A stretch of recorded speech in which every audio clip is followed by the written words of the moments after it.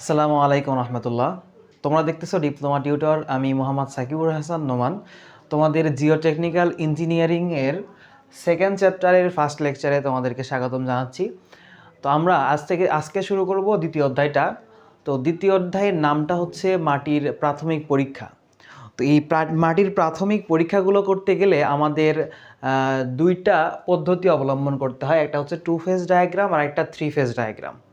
তো এই দুইটা জিনিস খুবই গুরুত্বপূর্ণ এবং এই দুইটা প্রশ্ন রচনামূলকেও আসে।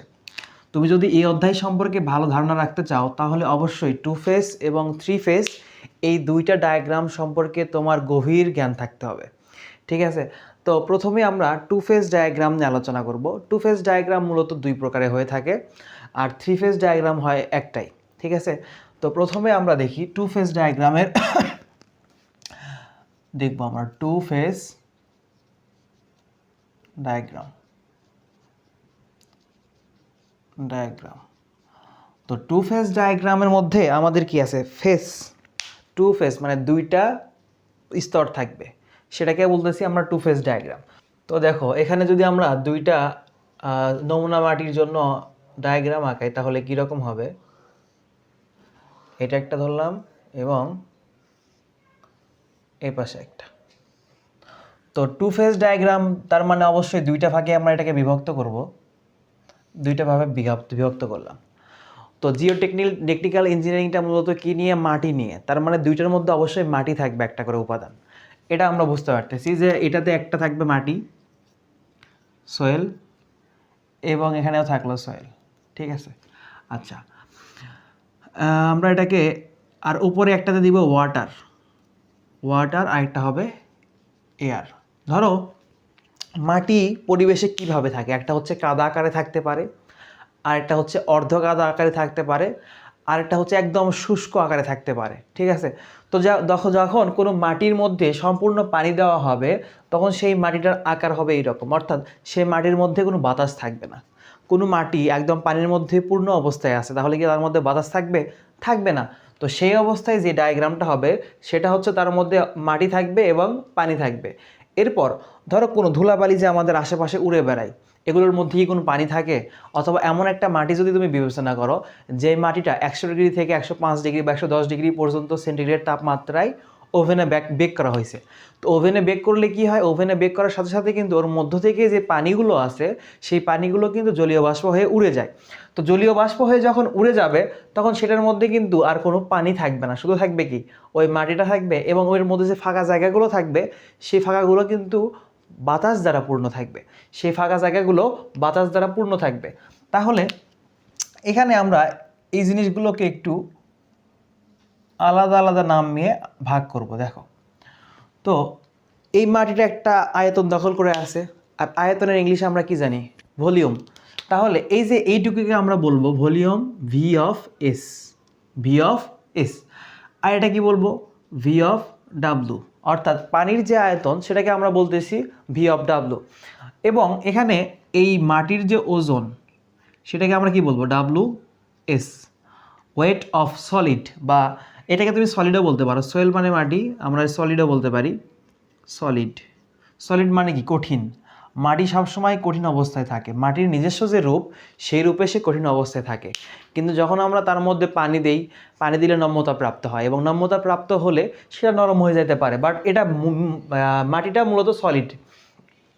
তাহলে ওয়েট অফ সলিড বা ওয়েট অফ সয়েল, এবং এইটুকুকে আমরা কি বলতে পারবো, ওয়েট অফ ওয়াটার। ঠিক একইভাবে যদি এই পাশে দেখো, এখানে আমরা এটাকে কী বলতে পারি, ভলিউম অফ সলিড, এবং এটা হচ্ছে ভলিউম অফ এয়ার। এবং এই পাশে যদি দেখি তাহলে ওয়েট, তাহলে হচ্ছে ওয়েট অফ এয়ার এবং ওয়েট অফ সলিড। তো দেখো এখানে একটা জিনিস আমরা নেগলেক্ট করি সব সময়, সেটা হচ্ছে ওয়েট অফ এয়ার। কারণ বাতাসে, পরিবেশের মধ্যে সব জায়গায় কিন্তু বাতাস আছে। তুমি যে তোমার নিজের ওজনটা মাপতেছো সেই সময় কিন্তু আশেপাশে বাতাস দিয়ে পরিপূর্ণ আছে। তো এই জন্য ওজনটা আমরা সবসময় নেগলেক্ট করব।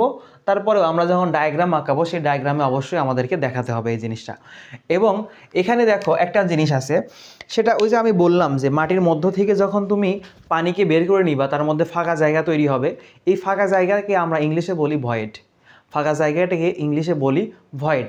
তো এখানে আমাদের দেখো মাটি বাদে এই টু ফেজ ডায়াগ্রাম দুইটার মধ্যেই মাটি বাদে যেটুকু অংশ থাকবে সেটুকুকে আমরা বলবো হচ্ছে ভয়েড, সেটুকুকে বলবো ভয়েড। তাহলে এখানে মাটি বাদে কে আছে? পানি আছে, তাহলে এইটুকুকে আমরা বলতে পারি ভয়েড। আবার এখানে মাটি বাদে কে আছে? বাতাস আছে বা এয়ার আছে, এয়ারটাকে আমরা বলতে পারি ভয়েড।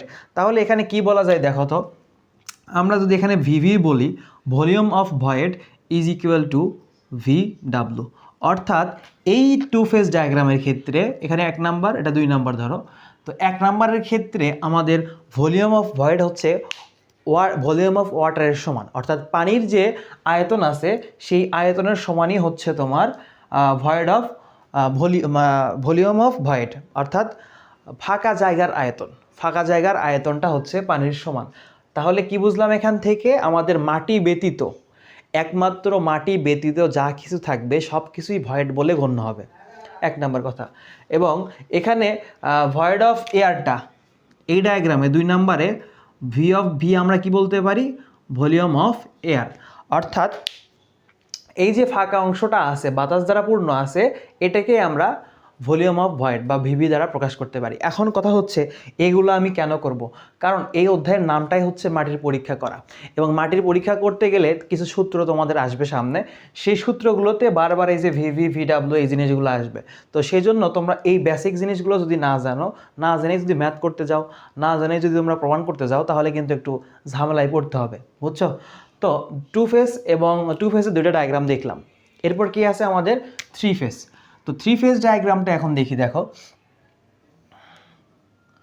আমার চিত্র খুব একটা সুন্দর হবে না, আচ্ছা। তাহলে 3 ফেজ ডায়াগ্রাম মানে যেই মাটির মধ্যে 3টা স্তর থাকবে, বা যেই নমুনার মধ্যে 3টা উপাদান থাকবে।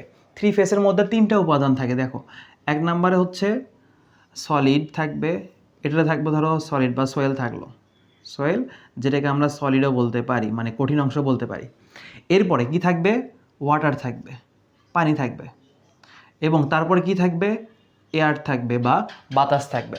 তাহলে আমরা 3 ফেজ ডায়াগ্রামের 3টা অংশ দেখতে পাচ্ছি, একটা হচ্ছে সোয়েল বা সলিড, আরেকটা হচ্ছে ওয়াটার, এবং আরেকটা এয়ার। তো এইগুলো যেমন বা যেভাবে আমি আয়তনের জন্য রিমার্ক করলাম এবং ওজনের জন্য রিমার্ক করলাম, ঠিক সেমভাবেই এগুলোকে আমি করতে পারি। দেখো এখানে 3টা জিনিস আছে, এটা হচ্ছে volume of air, volume of water, volume of solid, এবং এখানে weight of solid, weight of water, weight of air. ঠিক আছে?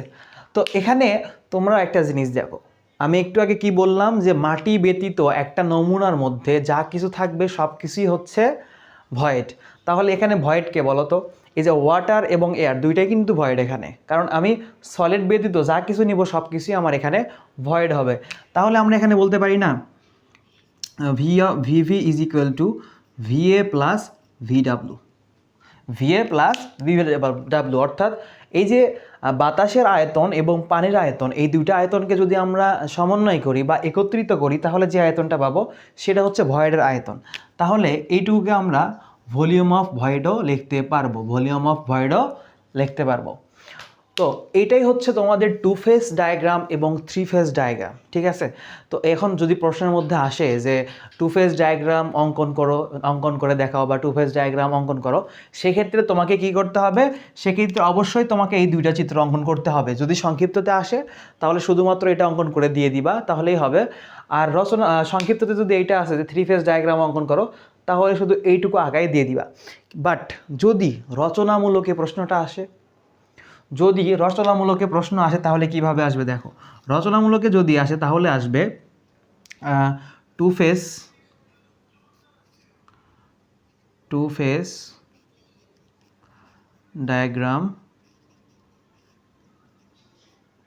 ও 3 ফেজ